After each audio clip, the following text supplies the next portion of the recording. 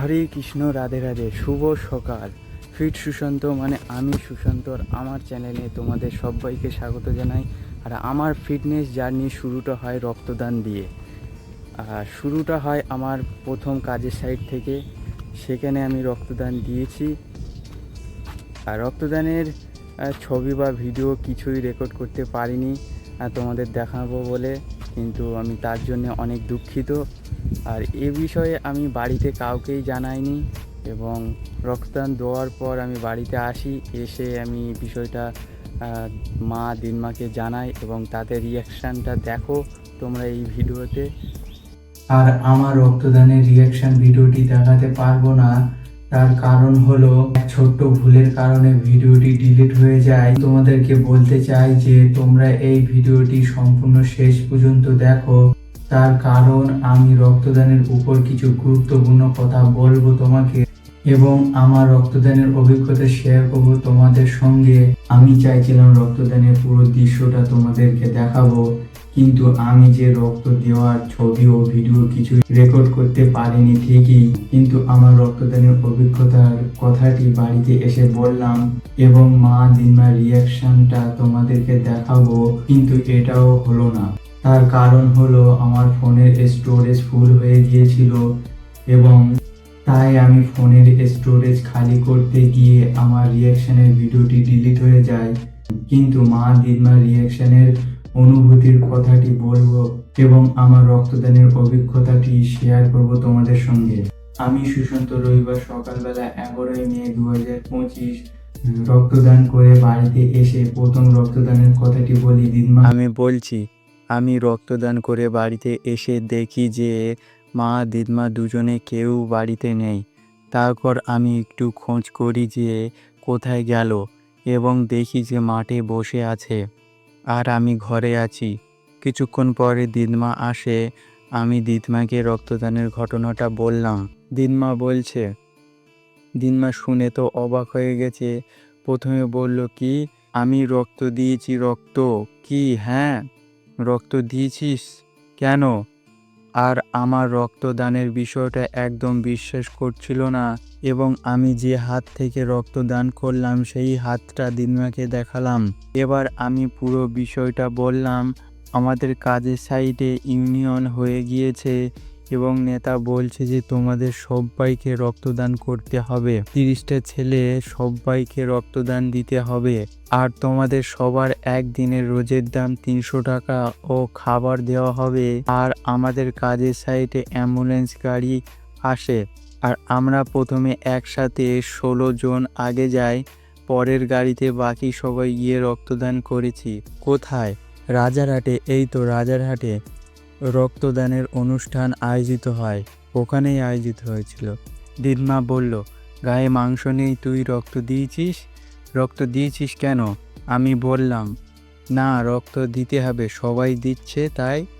আমি বললাম, একদিনের রোজের দাম দিয়েছে, 300 টাকা দিয়েছে, এবং রক্ত দেওয়ার পর সার্টিফিকেট দিয়েছে আর খাবার দিয়েছে। দিদমা বলল, তুই বলিসনি যে আমি রক্ত দেব না? হ্যাঁ, আমি বলেছি। ওরা বলল সবাই দিচ্ছে, 300 টাকা দেবে। দিদমা বলল, আবার রক্ত নেবে? আমি বললাম, না, বছরে একবার। রক্ত দেওয়ার সময় কিরকম হচ্ছিল? আমি বললাম, আমার অবস্থা একটু খারাপ হয়েছিল। দিদমা বলল, ওই দেখ দিনি, আমি রক্ত দেওয়ার সময় অস্বস্তি হচ্ছিল, এই হাতে জ্বালা করছিল, আর সব সরকারি ডাক্তার বসে আছে, আর আমার যে ডাক্তারটা রক্ত নিচ্ছিল সে একজন ম্যাম ছিল, এবং আমার হাতে ছুঁই ফোটাবার সময় একটু লেগেছিল। আর আমার হাতে একটা ছোট্ট কার্ড দিয়ে বলল, এই কার্ডটি চাপো, পাঞ্চ করো। আমি 5 থেকে 6-7 মিনিট করার পর আমার হাত নিঃসাড় হয়ে গিয়েছে, জ্বালা করছে, আর আমি কার্ডটি চাপতেও পারি না। আমি ম্যামকে বললাম, আমার হাতটা জ্বালা করছে, হাত শক্ত হয়ে গিয়েছে, হাত পুরো নিঃসাড় হয়ে গেছে। ম্যামটা আবার আমার হাতের চামটা খুলে হালকা করে বাঁধলো, আর আমার খুব অস্বস্তি হচ্ছিল দেখে ম্যাম আমার চোখে মুখে জল দিয়ে বলল, জলটা দিয়ে থাকো। আমার দেখে বুঝতে পেরেছে যে শরীর দুর্বল আছে, রক্ত নেই, আর রক্ত আসে না বলে আমার পা উঁচু করে ধরে রাখতে বলল এবং দাদা এসে আমার পা ধরে রেখেছিল। রক্ত দেওয়ার পর আমার হাতটা ভাঁজ করে 10 মিনিট শুয়ে থাকতে বলল। রক্তদান করার পর সার্টিফিকেট ও কিছু খাবার নিয়ে বাইরে এসে আমার মাথা ঘুরছে। ওরা সবাই আগে চলে গেছে আর আমি পিছনে আছি। তখনও আমার মাথা ঘুরছে, চোখ ঝাপসা হয়ে গেছে। আর ওদেরকে ডেকে বলবো তো বলতেও পারিনি। কিছুক্ষণ পর আমি আবার পুরোটাই ঠিক হয়ে যাই। এবার আমি সোজা হাঁটি গাড়িতে উঠবো বলে, এবং আমি গাড়িতে উঠে সোজা কাজের সাইটে চলে আসি। আর আমি 2টোর দিকে খাবার খেয়ে নিয়ে শুয়ে রেস্ট করে 4টের সময় কাজের সাইট থেকে ছুটি হয়ে যায় আর আমি সোজা বাড়িতে চলে আসি। তিনমা বলল, জোর করে নিয়েছে, 300 টাকা দিচ্ছে, তুই বলিসনি আমি রক্তদান করব না? হ্যাঁ, আমি বলেছি তো। ওরা বলল সবাই দিচ্ছে, আমি আর কি করব, তাই রক্তদান করি। দিনমা বলল, তোর গায়ে মাংস নেই, তার উপরে রক্তদান করেছিস, শরীরটা খুব খারাপ হয়ে গেছে, ভালো মন্দ খাস নে তো, কাজ করছিস, এবার ভালো মন্দ খাবার কিনে খাও। আমাকে বলে দিনমা মাঠে চলে যায় এবং দিনমা মার কাছে গিয়ে বলল, তোর ছেলে রক্তদান করেছে। মা শুনে বাড়িতে চলে আসে। এবার মা বলছে, রক্ত দিয়ে গা ঝিনঝিন করছে? না, আমি ঠিক আছি। মা ডাক্তারের উদ্দেশ্যে বলল, আমার ছিটকে শরীরটা দেখেছো? এই শরীরে রক্ত আছে, তা রক্ত নেবে? এবার আমি বললাম, ওমা বসো, কি হয়েছে আমি বলছি। খাবার দিয়েছে, সার্টিফিকেট দিয়েছে আর 300 টাকা দিয়েছে। ওখানে আমাদের কাজের সাইটে ইউনিয়ন হয়ে গিয়েছে। নেতা বলছে যে তোমাদের এই 30টা ছেলেকে সবাই রক্তদান করতে হবে। নেতা বলল, তোমাদেরকে 300 টাকা ও সার্টিফিকেট এবং খাবার দেওয়া হবে। আর রবিবার সকালে সবাই রক্তদান করতে যাবে। রবিবার সকালবেলা আমরা কাজ শেষ করে ফেলেছি, 11টা 15 হয়েছে। তখন আমাদের মধ্যে একজন ছেলে এসে বলল, রক্তদান করতে যাব, বাইরে গাড়ি এসেছে, চলো। অ্যাম্বুলেন্স গাড়ি এসেছে। আমরা প্রথমে একসাথে 16 জন গাড়িতে উঠে যাই, তারপরে বাকি সবাই যায়। মা বলল, কোথায়? আমি বললাম, রাজারহাটে। এই তো রাজারহাটে রক্তদানের অনুষ্ঠান হয়েছে, ওখানে গিয়ে আমরা রক্তদান করলাম। প্রথমে নাম, বয়স, ঠিকানা জিজ্ঞাসা করলো সার্টিফিকেট তৈরি করার জন্য। এরপর শরীর চেক আপ করলো, প্রেশার মাপলো। সব সরকারি ডাক্তার বসে আছে রক্ত নেবে বলে। আমরা বেডে শুয়ে পড়ে রক্ত দিচ্ছি। মা বলল, ছুঁই ফোটাবার সময় লাগেনি? আমি বললাম, হ্যাঁ, ছুঁই ফোটাবার সময় একটু লেগেছিল।